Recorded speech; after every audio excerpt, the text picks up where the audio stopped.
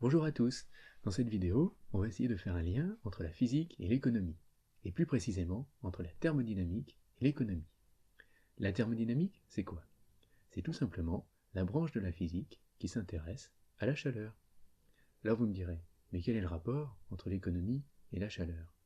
Eh bien, c'est ce qu'on va voir tout de suite, en commençant par une petite expérience de physique avec une pompe à vélo. Donc on a un piston et un cylindre avec de l'air à l'intérieur. On appuie sur le piston, qu'est-ce qui se passe?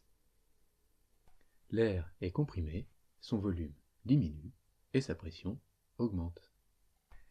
On continue d'appuyer sur notre piston, l'air est encore plus comprimé et sa pression encore plus grande. Sur le dessin, ce fait que la pression augmente est symbolisé par la couleur du piston qui passe du gris au rose, puis du rose au rouge. Voilà, fin de l'expérience. Récapitulons ce qui s'est passé. C'est très simple, finalement. Le volume de l'air a diminué et sa pression a augmenté.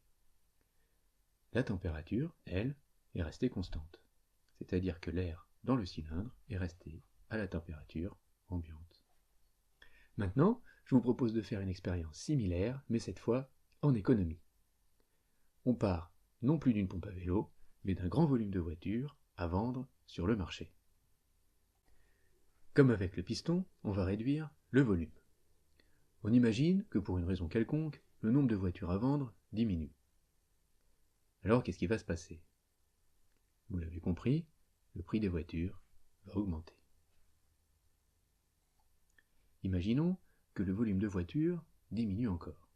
Le prix va continuer à augmenter. Fin de l'expérience. Récapitulons. Le volume de voitures à vendre a diminué, donc leur prix a augmenté, tout simplement. À cette étape du raisonnement, on peut commencer à voir quelques analogies. En physique, la pression augmente quand le volume diminue. En économie, c'est le prix qui augmente quand le volume du marché diminue. Donc on a bien envie d'établir une correspondance entre la pression et le prix, et entre le volume d'un gaz et le volume d'un marché. Allez, maintenant, on va reprendre notre pompe à vélo et on va jouer avec la température. Pour ça, on va mettre notre pompe au congélateur.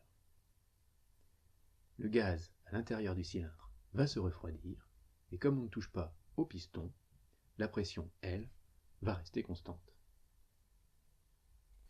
Alors de quoi on s'aperçoit? Eh bien que le volume du gaz a tout simplement diminué. C'est logique, on sait bien qu'un gaz qui se réchauffe se dilate, donc un gaz qui se refroidit se contracte. Sur le dessin, le fait que le gaz se refroidisse est symbolisé par un bleu plus foncé. Le piston qui reste gris montre que la pression, elle, reste constante. Le gaz reste en fait à la pression atmosphérique. Alors maintenant, qu'est-ce qui va se passer si le gaz, disons essentiellement de la vapeur d'eau, se refroidit encore plus? Si vous voulez prendre un peu de temps pour réfléchir, vous pouvez mettre la vidéo en pause. Pour les autres, je vous donne la solution. Si vous avez trouvé, bravo à vous. Il se passe en effet ce qu'on appelle un phénomène de condensation. L'eau, sous forme de vapeur, en dessous d'une certaine température, va se condenser. Le fluide, qui passe alors d'une forme gazeuse à une forme liquide, va voir son volume diminuer de façon drastique. C'est normal, une goutte d'eau par exemple, eh bien elle prendra beaucoup moins de place sous forme de goutte liquide que si elle est sous forme de vapeur. En physique, on aime bien faire des petits dessins avec des flèches.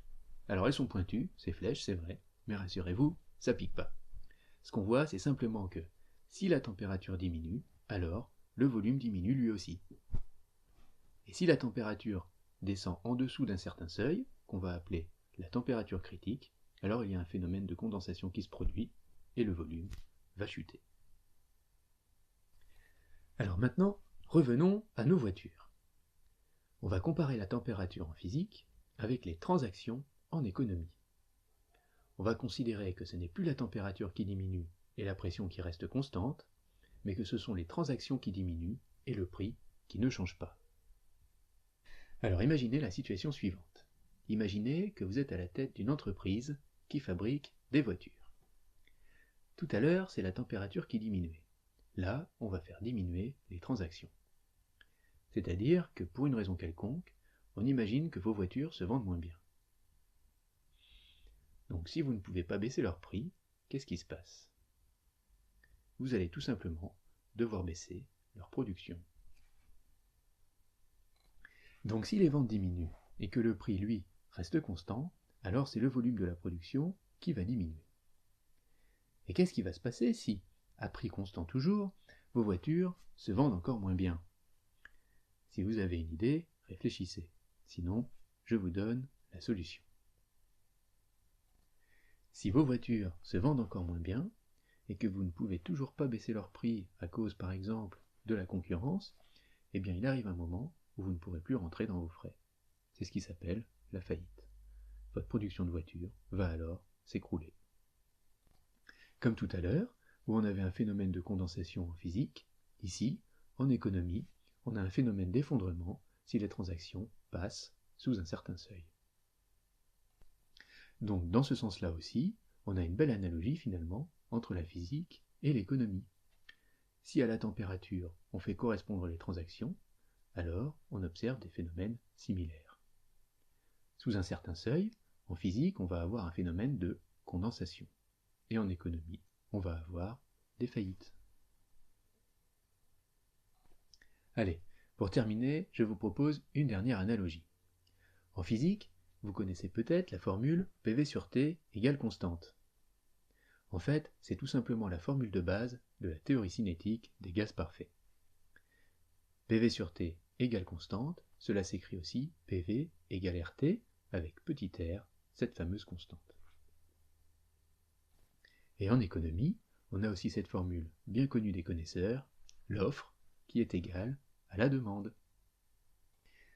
En théorie quantitative de la monnaie, cela s'écrit tout simplement PV égale MT. Et grand M ici, c'est la masse monétaire en circulation. L'avantage de ces deux formules, qui comme vous le voyez sont très proches, c'est qu'on va pouvoir pousser ces analogies entre physique et économie un cran plus loin.